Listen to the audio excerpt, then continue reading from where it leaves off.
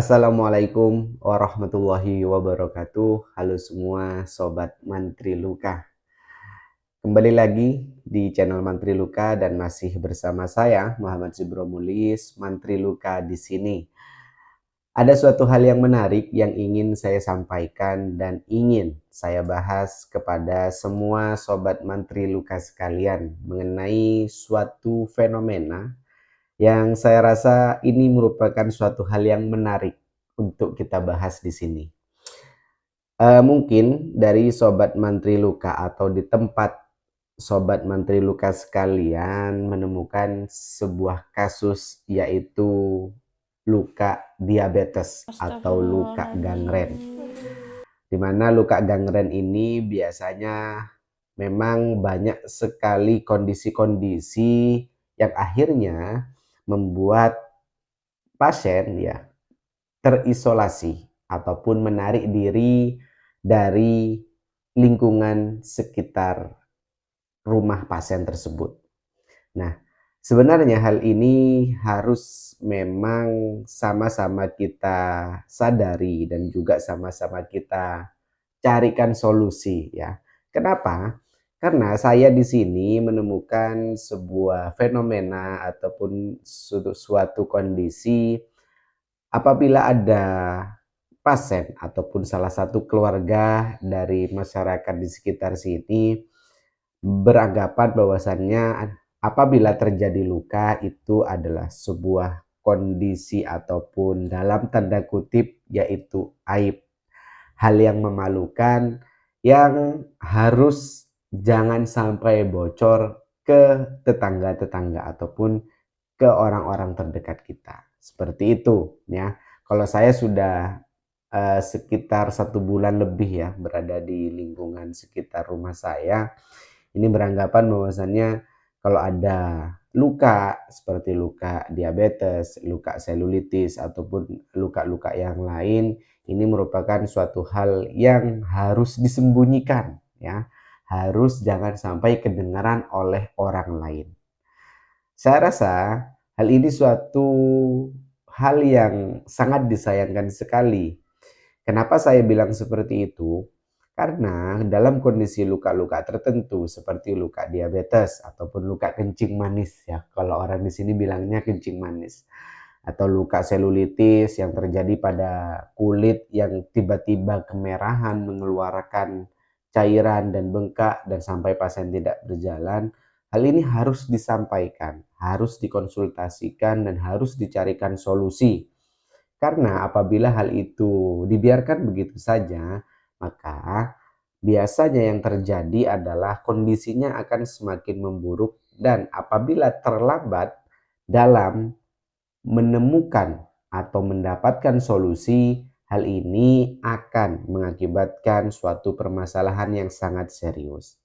Contohnya pada pasien-pasien dengan luka gangren, luka diabetes yang harusnya luka ini harus segera diberikan tindakan dikarenakan adanya suatu penurunan dari citra diri, konsep diri, harga diri, sampai menarik diri dari lingkungan pasien, maka akan terjadi suatu hal yang tidak kita inginkan. Ya, bisa-bisa apabila luka tersebut dia biarkan begitu saja, hanya dirawat begitu saja, ya bisa saja bertambah parah dan mengakibatkan amputasi pada anggota kaki pasien.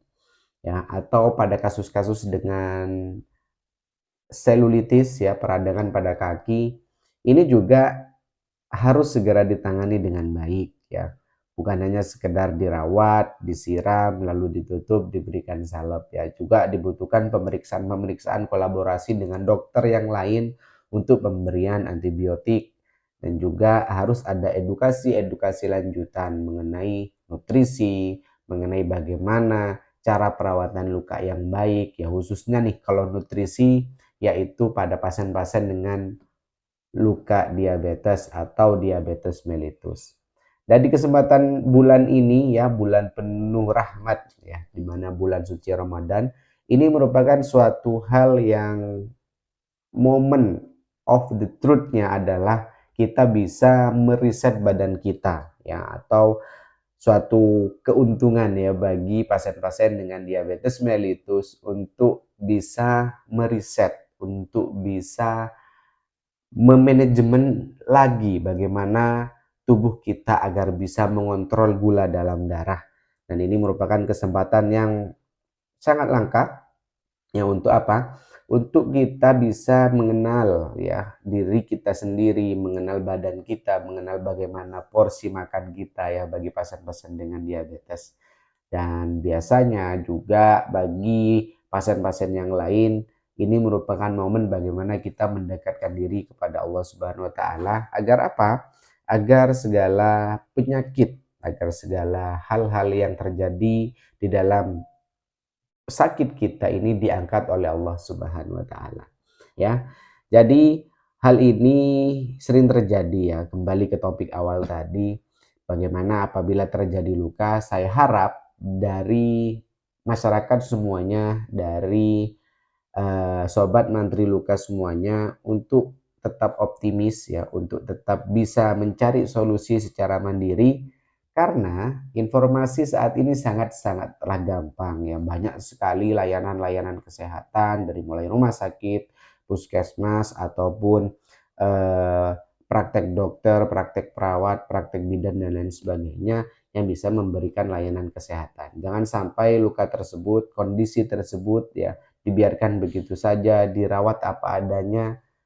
Alangkah lebih baiknya silakan langsung ya ditanyakan kepada tenaga ahli kesehatan. Seperti itu. Ingat, sebuah luka bukan sebuah aib. Luka adalah ujian kita bagaimana kita lebih mendekatkan diri kepada Allah Subhanahu wa taala dan bagaimana mengusahakan agar luka tersebut dapat segera disembuhkan. Oke.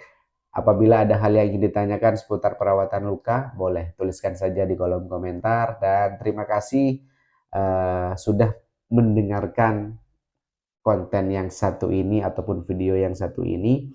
Dan ini merupakan suatu hal yang ingin saya sampaikan di sela-sela hari-hari kita menjalani ibadah puasa. Tidak terasa sudah masuk hari keempat ya. Semoga semuanya tetap semangat dan terima kasih. Sampai jumpa di konten berikutnya. Mohon maaf apabila ada hal yang kurang berkenan. Saya akhiri. Wassalamualaikum warahmatullahi wabarakatuh. Ada luka, ingat mantri luka.